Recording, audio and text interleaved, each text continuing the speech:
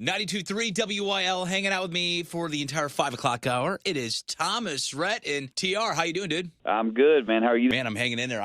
Honestly, we were just looking at a calendar, and I can't believe that Thanksgiving's next week. Dude, this year has flown by. It's crazy. Yeah, and you've been in Missouri a couple times this summer with shows, so I can only imagine that being on the road for the past few years just makes everything go by that much faster. Nonstop, and add 4 kids to the mix. I don't even know where I am most days. Yeah, how do you do that? How do you balance life, the family, and work all at the same time? Still working on it, man, to be honest with you. Ask me in 10 years, and I'll probably have it figured out. It'll be a whole new album. Yeah, it will be. No, I think, with 3 of the 4 in school now, it's been kind of a crazy year, hopping off the road on a Sunday, going straight into, making lunches Monday through Wednesday, taking kids to school, picking them up, bringing them to horse lessons, gymnastics, and then straight back on the road for 3 shows. It's a whirlwind for sure. That's unreal. So who makes the lunches at home? I do when I'm home, but a lot of the time, honestly, my kids will look at me and be like, can we buy lunch today? I'm like, absolutely. So, I mean, what kid doesn't want a Lunchable still? Well, my kids love them, especially the nacho ones. The nacho one is great. I was a little more of the pizza person, but nothing better than sitting at a lunch table trading food, right? 100%. Yeah. And TR Noah is widely known that you actually have a fear of horses. How is that fear going right now? Have you conquered it? Yeah, man. We're actually building a little barn at our farm, and my wife has recently. We had 1, and now we have 3 of them. And so the horse. I get why people say don't become a horse person unless you're ready to get into an intense hobby. And now I'm starting to understand it. You're all in, aren't you? Full into it, man. I love it. Glad you're getting over that fear. And as we know, horses aren't cheap. So you got a tour, and you are coming back to town this coming spring in May. You'll be at Enterprise Center. Same, man. I love getting to play in that building. Enterprise is a great place to see a show, and I want to thank you. And I know I'm not the only person, but to say thank you for having it inside. Yeah, dude. Hey, if it were up to me, I would only do indoor shows. To be honest with you, I love them to death. Control the weather, control the lights, Does it make it any easier when you tour in the indoor arenas? Yeah, it does. When you do nothing but outdoor, you're kind of up against the elements, So if you got to load in all your gear at 10 o'clock in the morning, but there's like a monsoon and lightning outside, you kind of have to wait, and so it can definitely push the day back. But when you're inside, it's all you get to control pretty much everything. And how much do you have say with the set design and the stage? Oh, a ton of it, man. My buddy Alec, who runs lights for us, has been building our sets for the last couple of years, and we start talking about it in May. Wow. The year before the next year starts, because it takes so long to get that stuff built. But next year is going to look really, really cool for our set. Well, dude, cannot wait for that show. One of the ones circled on the list for next year. But do you have a new single right now with Riley, Half of Me, and that's kind of like my Friday anthem. Sometimes there you go. A Monday. Or yeah, Monday's good too. Yeah, right now. And CMAs last week, I think last week's CMAs, I'd love to hear your opinion on this, were the best in a while. They were really good, man.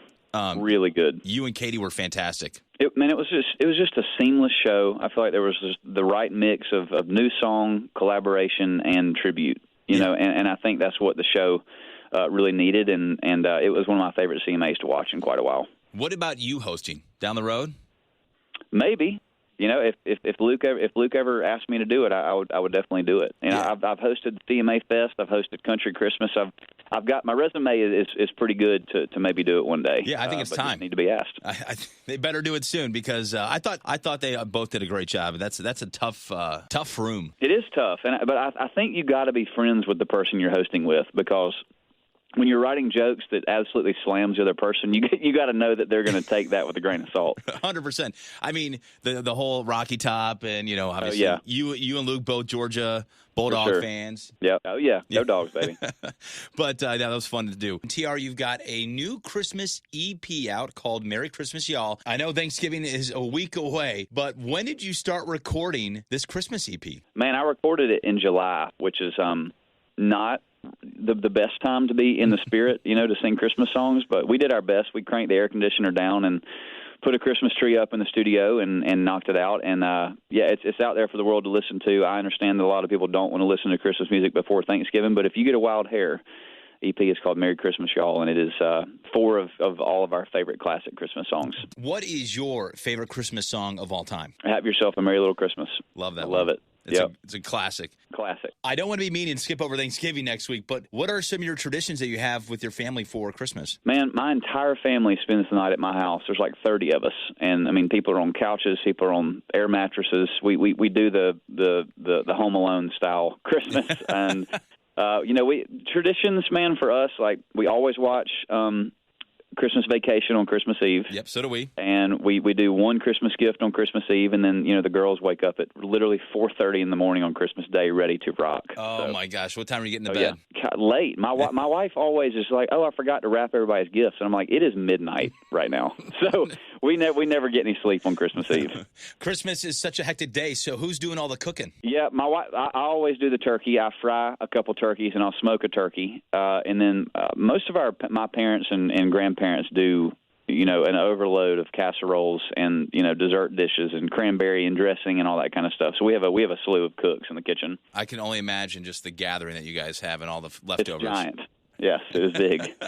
Well, dude, I cannot wait to see you when you come down in May on your hometown tour 2023 with Cole and Nate. And Cole Swindell's just having a career year with She Had Me at Heads Carolina. And I am just such a big fan of Nate Smith. Whiskey on You, just a great song. Dude, I literally have talked to a lot of people, and I've yet to meet Nate. But the day that we asked him to come on tour, he called me and was just like, man, I can't wait to do this. And he just seems like such an awesome guy. I love that his song Whiskey on You is crushing it on the chart right now. Cole just had a giant song with Heads Carolina. It's just gonna be a really fun year. Man, 2023 is gonna be here before you know it, but I hope you and your family have a happy Thanksgiving and a Merry Christmas as well, dude. You too, buddy. Thank you so much.